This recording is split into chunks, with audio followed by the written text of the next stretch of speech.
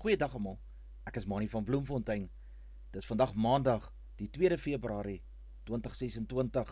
Ons doen die nuus in kollig en ons hoofopskrifte vandag sê: duisende wapens se ballistiese toetse moet nog gedoen word. Nuushooftrekke vir vandag: moordenaars van Paryse boer swaar gestraf. Duisende wapens moet nog vir ballistiese toetse gestuur word. DA kan moontlik 'n meerderheid in Tshwane behaal. Proteas vaar nie goed in Singapore Sevens toernooi nie. Carlos Alcaraz wen die finaal teen Novak Djokovic in tennis toernooi. VRK uitslae van die naweekse wedstryde is bekend. 'n Verstommende 2900 gekonfiskeerde vuurwapens in die Weskaap wat vir ballistiese toetse moet gaan, is steeds nie binne die voorgeskrewe spertyd van 90 dae verwerk nie. Ballistiese toetse het 466 daarvan reeds aan vorige misdaadaktiwiteite gekoppel. Volgens Andrew Maree is daar tussen 2023 en 2025 gedurende 'n wye reeks operasionele aktiwiteite op die vuurwapens beslag gelê. Dit sluit in intelligensiegedrewe operasies wat hoë risiko individue en geïdentifiseerde brandpunte teiken, roetine misdaad voorkomingspatrollies wat stop en deursoek aksies insluit en padversperrings wat onder toepaslike wetgewing uitgevoer word, asook die uitvoering van lasbriewe by geïdentifiseerde persele. Tussen 2024 en 2025 is daar onderskeidelik op 22 en 36 vuurwapens van staatsamptenare gesteel ook. Benedicta van Minnen is net so bekommerd oor die getal vuurwapens wat van staatsamptenare gesteel is, wat ernstige vrae laat ontstaan oor die veiligheidsmaatreëls wat regeringsuitgereikte wapens moet beskerm. Dit ontbloot sowel die onbekwaamheid in die bewaking van staatseiendom as die voorkomende risiko dat vuurwapens in die verkeerde hande sal beland. Die DA eis dat finansiering en hulpbronne onmiddellik beskikbaar gestel moet word om die agterstand in ballistiese toetse uit te voer. Die party eis ook dat 'n omvattende plan opgestel moet word om te verhoed dat vuurwapens van staatsamptenare en uit regeringsgeriewe gesteel word. Laastens eis hy ook dat alle nasionale strategieë ontwerp moet word om die vloei van onwettige vuurwapens in die gemeenskappe te kan bekamp. 2 plaasaanvallers is onderskeidelik 18 jaar en 23 jaar gevangenisstraf opgelê vir die moord op 'n boer van Parys. Dema Mota, wat 59 jaar oud was en sy lewensmaat, is op 10 Januarie verlede jaar in die vroeë oggendure op die plaas Morrelig aangeval. Mota is doodgeslaan en Sandile Dloma, 29 en Karabo Letova, wat 23 is, het van die toneel weggevlug met 'n Mahindra bakkie, koperkabels, 'n bossnyer en 'n industriële battery. Dloma en Letova is Vrydag in Parys se streekhof gevonnis op aanklagtes van moord en diefstal, lydens 'n verklaring wat die polisie in die Vrystaat uitgereik het. Letova en Dloma is slegs 2 dae in die misdaad in hegtenis geneem. Alle gesteelde artikels is suksesvol by verskeie plekke in Tumahole en Parys teruggevind. Hierdie vonnisse stuur 'n duidelike boodskap dat aanvalle op ons boerderygemeenskap met die volle mag van die reg getakel sal word. Die regulasies vir die uitvoere van onder meer landbouprodukte na die Europese Unie, waarvoor hy nou kwaliek geneem word, is bepaal lank voordat hy 'n lid van die kabinet geword het, soos hy John Steenhuisen, minister van Landbou. Steenhuisen is ook die DA se leier en sy party is lid van die regering van Nasionale Eenheid. Die handelsregulasies is Saterdag gepubliseer en die vereistes vir breë swart bemagtiging krap saai erg om. Dr. Theo de Jager, voorsitter van SAI, het op Facebook gesê die regulasies beteken dat 'n boer aan al die EU se voorwaardes kan voldoen, maar steeds marktoegang geweier kan word weens plaaslike beleid. Dit skep groot onsekerheid vir baie boere, veral wit kommersiële boere. Steenhuisen sê in reaksie, die Departement van Landbou bly gebonde aan Suid-Afrika se internasionale handelsverpligtinge en betekenisvolle uitvoerkwota vermoë en is nog nie gebruik nie en is tot die beskikking van alle uitvoerders gestel.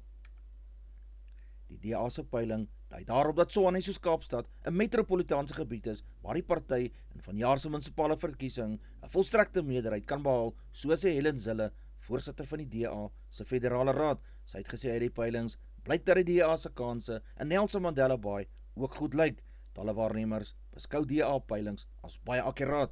Chris Aanbos is Saterdag vir 'n tweede termyn as voorsitter in Gauteng Noord verkies. Zille, die DA se burgemeesterskandidaat in Johannesburg, het in haar toespraak gesê verkiesings word by registrasie gewen of verloor. Sy meen voorts, kiesers moenie die oppositiestem verdeel deur vir kleiner partye te gaan stem nie. Net die ANC of die DA kan in Tshwane wen, het hulle gesê. Jy hoef nie van die DA te hou om vir ons te stem nie. Jy moet net vir jou stad lief wees, het sy gesê. In Januarie van die jaar het hy die oudste mens geword wat die Robben-eiland kruising in 'n duikpak kon voltooi, maar Saterdagoggend het die see by Bloubergstrand John Flanagan, wat 80 jaar oud was, sy lewe geëis. Hy was Saterdag op sy kajak in die see in die omgewing van Onderroks toe hy in die moeilikheid beland het, lei 'n polisie se verklaring.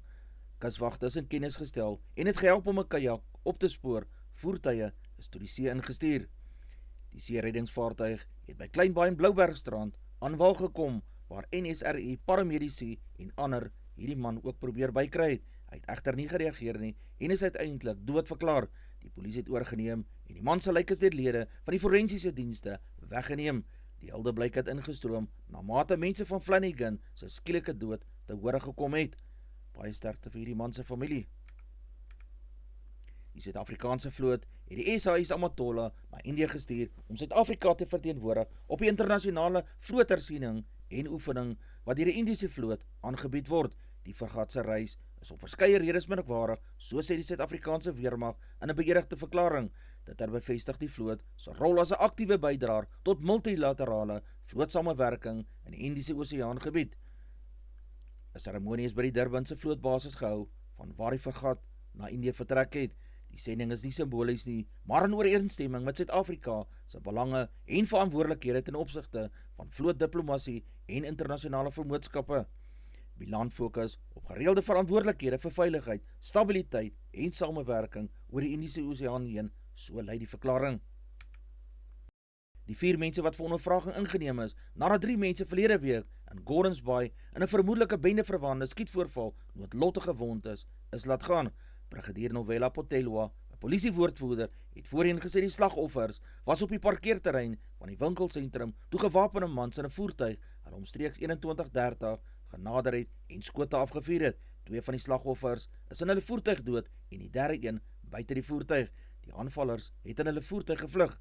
Daar is nog geen nuwe verwikkelinge sedert die persone van belang laat gaan is nie. Die ondersoek duur voort. Enigeen met inligting oor die voorval kan die stopmisdaadnommer by 08600 1011 skakel.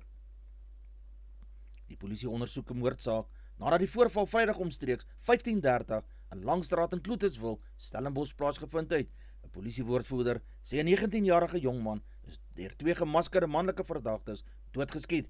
Die oorledene het 6 skietwonde in die bors opgedoen en is op die toneel doodverklaar. Die motief vir die aanval maak deel uit van die polisie se ondersoek. Niemand is nog in hierdie geval gearresteer volgens die polisie. Bitcoin, die wêreld se grootste kriptogeldeenheid, volgens markware was Saterdag 6,53% laer op $78,719. Wash het 'n beroep op regimeverandering by die sentrale bank gedoen en wil onder meer hê dat die Fed sy balansstaat afskaal. Bitcoin en ander kriptogeldeenhede vind baat by groot balansstaat. Hulle is geneig om te versterk wanneer die Fed geldmarkte se likwiditeit vergroot omdat dit spekulatiewe bates gaan ondersteun, is gesê. Suid-Afrika het 'n teleurstellende 4 uit 8 deelnemende spanne in die Singapore toernooi geëindig wat Saterdag en gister beslis is. In die groepwedstryde het die Blitsbokke met Spanje 21-14 en Brittanje 33-12 afgereken, maar teen Fiji met 19-24 punte verloor. In die halfeindstryd wat gister beslis is, het hulle met 15-12 teen Frankryk vasgeval. Om slegs 2 uit 5 wedstryde te wen, dis beslis nie iets om 'n reis toe te skryf as gesê. Teen Fiji moes Suid-Afrika vir 'n kort tydjie met net 5 spelers op die veld oor die weg kom, omdat Brits en Don albei langs die kantlyn vir geel kaarte was. Na 3 toernooie die seisoen is Suid-Afrika nou met 46 punte in die 3de plek op die puntelys. Die Fijiane is met 52 punte in die 1ste plek, gevolg deur Nieu-Seeland op 48 punte. Frankryk is in die 4de plek, ook op 46 punte, net so Suid-Afrika. Vir die Perth toernooi is Suid-Afrika saam met Fiji, Argentinië en Spanje in groep A geloot. Groep B bestaan uit Frankryk, Nieu-Seeland, Australië en Brittanje. Die naweek se VRK uitslae as volg: Benetton 20, Scarlets 20 punte. Glasgow Warriors het 31 aangeteken teen Munster se 22 punte. Die Lions het 17 aangeteken teen die Bulls se 52 punte. Die Sharks het 36 en die Stormers 24 punte aangeteken. Zebra het 15 aangeteken teen Connacht se 31 punte. Leinster het 28 teen Edinburgh se 20, Ulster het 21 en Cardiff Rugby het 14 punte aangeteken, die Ospreys het 19 en die Dragons 13 punte. Die Durbanite het die Stormers met 36-24 in die High-Tank gesing, al was dit nie 'n skouspel gewees nie. Dit nadat die Haie met die omdraaislag met 14-17 agter was en daardie agterstand kort na die aanvang van die tweede helfte het tot 14-24 vergroot. Die Haie 3 keer na die omdraaislag agter die Stormers se doellyn van draai om uiteindelik te seëvier. Die Haie se strategie was om hoë humiditeit van die KwaZulu-Natalse kus tot hulle voordeel te gebruik en die Stormers met hangskoppe te peper. Die Haie geniet nou 'n loslootjie tot 21 Februarie wanneer die hergeskeduleerde wedstryd van die 8ste ronde teen die Leeu's op Ellis Park sal plaasvind. Al kon die Haie van 11de op die puntelys tot 9de klim na die afloop van die naweek se aksie, sê Esterhuizen dat hulle weer hoop begin skep het onder die spelers, maar ook onder die ondersteuners. Elena Rybakina, die Russies gebore Kazak, het Saterdag uit 'n kragstryd met die topgekeerde Aryna Sabalenka getree en die Melbourne se titel in 3 opwindende stellinge gewen. Die 26-jarige Rybakina se sege met 6-4, 4-6 en 6-4 het aan haar 'n tweede Grand Slam titel besorg. Rybakina se gespanne sege oor Sabalenka nadat sy die tweede gekeerde Pool Iga Swiatek in skoonstelle in die kwart eindronde geklop het, was haar 20ste oorwinning in haar laaste 21 wedstryde. Ek het groot doelwitte, die tyd sal leer, maar ons gaan beslis aanhou werk, het sy vir die media gesê. Die Australiese cricketspan het Saterdag 'n terugslag beleef toe die veteraan snelbouler Pat Cummins weens 'n rugbesering aan aanstaande maand se T20 Wêreldbeker toernooi onttrek het. Sy plek word deur Ben Dwarshuis ingeneem. Die span onder aanvoering van Mitchell Maas is tans in 'n T20 reeks van 3 wedstryde in Pakistan in aksie ter voorbereiding vir die T20 Wêreldbeker. Pakistan het die T20 opwarmingsreeks in Australië Saterdag in Lahore met 'n oorwinning van 90 lopies beklink, danksy stewige bydraes met die kolf deur sy kaptein Salman Agha en Usman Khan. Die tuisspan is nou met 2-0 voor in die reeks van 3 wedstryde, wat vir albei spanne as voorbereiding vir volgende maand se T20 Wêreldbeker toernooie dien. Die tuisspan het 5 draaibouers ingespan om die Aussies vir 108 en 15,4 boubeurte uit te knikker. Pakistan se regering het intussen die span toestemming gegee om aan al die T20 wedstryde deel te neem, maar om verbied om teen Indië te speel.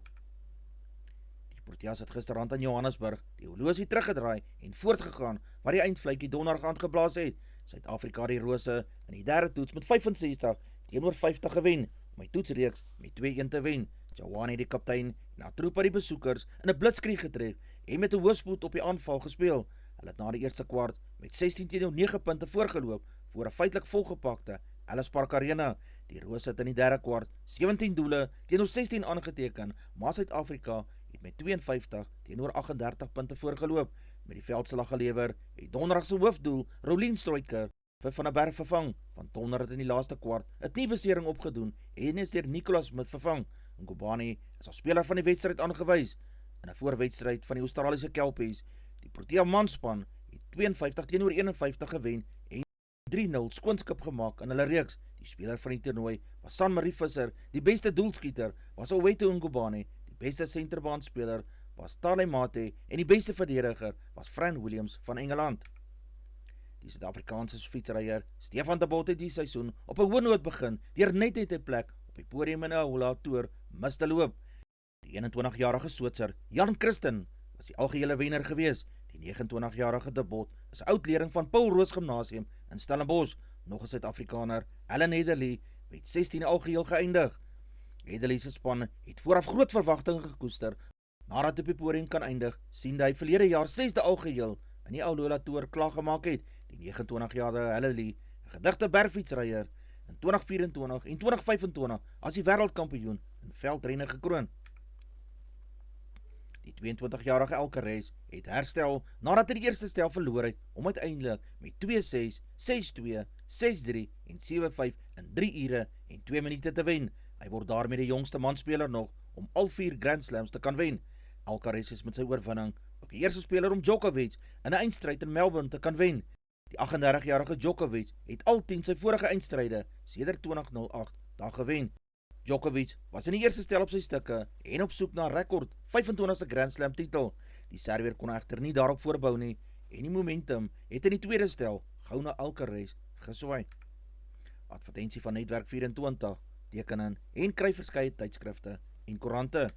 Advertensie van Bloemkeo for you, jy kan vir Dian of Susan by 082-390-3339 kontak, hulle sê jy voertuigsregistrasie namens jou behartig. Ons weerberig vir die streek lyk so: Messina 2234, Polokwane 1629, Lephalale 1734, Mbombela 1731, Maikeng 1835, Pretoria 1635, Johannesburg 1633, Ermelo 1231, Kalahari 2440, Gaborone 2137, Richards Bay 2137, Pietermaritzburg 1432, Durban 2031, Port St. John's 2031, Pongola 1935, Maputo 2233, Bethlehem 1332, Bloemfontein 1636, Allewal Noord 1835, Welkom 1837, Vryburg 1938, Kimberley 2039, Appington 1939, Prieska 2039, Springbok 1532, Karasburg 2137, Keetmanshoop 2438, Mariental 2537, Alexanderbaai 1625, Brandvlei 1636, Loederisbaai 1733, Vredendal 1730, Kaapstad 2024, Sutherland 1430, George 1930, Jeffreys Bay 1827, Gebarra 1928, Graafrenet 1634, Kapogolas 1928, De Aar 1937, Multino 1432, Beaufort West 1937 en Oos-London 19 en 28 grade Celsius in die middag.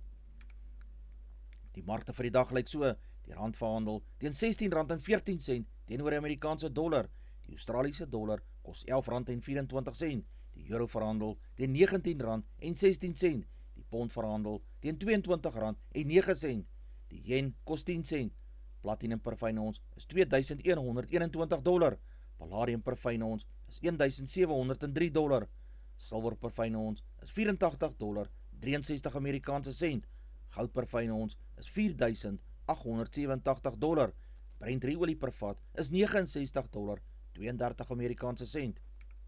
Gedagte vir die dag: dinge wat geld nie kan koop nie, is maniere, morele waardes, respek, karakter, logika, vertroue, geduld en klas. Dis al vir vandag. Onthou om te like, deel met jou vriende en jou vriendinne en onthou om te subscribe op my kanaal. 'n aangename maandag en week word vir almal toegewens.